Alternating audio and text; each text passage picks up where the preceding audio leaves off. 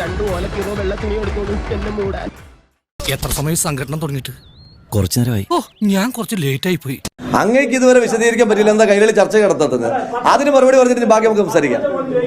അതിന് മറുപടി പറഞ്ഞിട്ട് നമുക്ക് സംസാരിക്കാം. കൈരളി എന്താ ചർച്ച നടത്താത്തതെന്ന് പറഞ്ഞിട്ട് അങ്ങനെ ചോദ്യം അറ്റൻഡ് ചെയ്യുന്നുള്ളൂ. പി ജയരാജന്റെ സ്റ്റേറ്റ്മെന്റ് വെച്ചിട്ട് നിങ്ങൾ ചർച്ച ചെയ്യും. ശരി, നിങ്ങൾ ക്രോസ് വെക്ക്. നിങ്ങളുടെ ഒരു നേതാവിനെതിരെ ഒരു അസംബന്ധ ആരോപണം വന്നു എന്ന് പറഞ്ഞിട്ട് നിങ്ങൾ ചർച്ച വെക്ക്. നിർത്തി അങ്ങ് അവമാനിക്കുവാണെന്നേ. പി ജയരാജന്റെ വിഷയത്തിൽ ചർച്ച വെച്ചോന്ന് എന്റെ ചോദ്യം. അപ്പൊ ബാക്കിയൊക്കെ ഞങ്ങളുടെ പാർട്ടിയുടെ കാര്യമൊക്കെ കൈരളി തീരുമാനിക്കും. കൈരളിയുടെ ചർച്ച ഞങ്ങൾ തീരുമാനിക്കണം. അതിന് പള്ളി പോയി പറഞ്ഞാൽ മതി.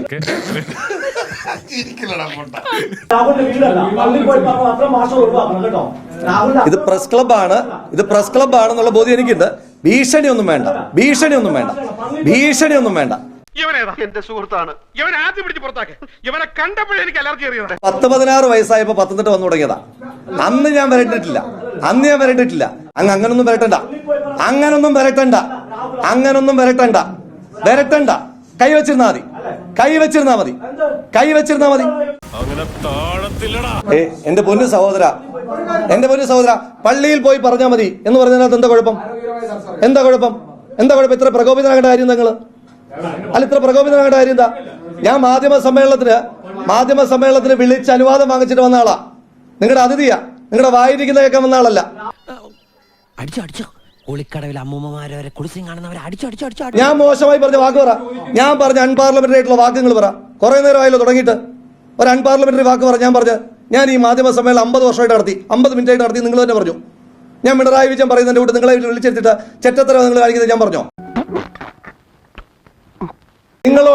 നിങ്ങളോട് ചെറ്റത്തരം കാണിക്കരുതെന്ന് ഞാൻ പറഞ്ഞു. പിണറായി വിജയൻ പറഞ്ഞതുപോലെ ചെറ്റത്തരം കാണിക്കരുതെന്ന് ഞാൻ പറഞ്ഞോ?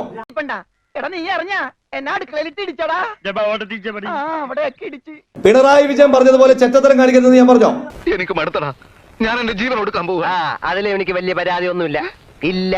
ഞാൻ അങ്ങോട്ട് ചെറ്റത്തരം എന്ന് പറഞ്ഞോ? അങ്ങ് ഇപ്പൊ കാണിച്ചുകൊണ്ടിരിക്കുന്ന ചെറ്റത്തരമാണ്, മാധ്യമ പ്രവർത്തനമല്ല എന്ന് ഞാൻ പറഞ്ഞോ? ചേച്ചി ഇപ്പൊ ഈ വീട്ടിൽ നിന്ന് ഇറങ്ങിയില്ലെങ്കിൽ പലയടിച്ച് ഞാൻ റബ്ബർ ഷീറ്റാക്കും.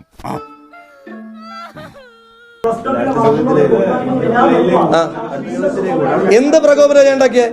അങ്ങാണ് കുറെ നേരമായിട്ട് പ്രകോപനം ഉണ്ടാക്കിയത്. അങ്ങാണ് കുറെ നേരമായിട്ട് വരട്ടിക്കൊണ്ടിരിക്കുന്നത്. ആ വരട്ടലൊക്കെ 8 മടക്കി കൈ വെച്ചാൽ മതി.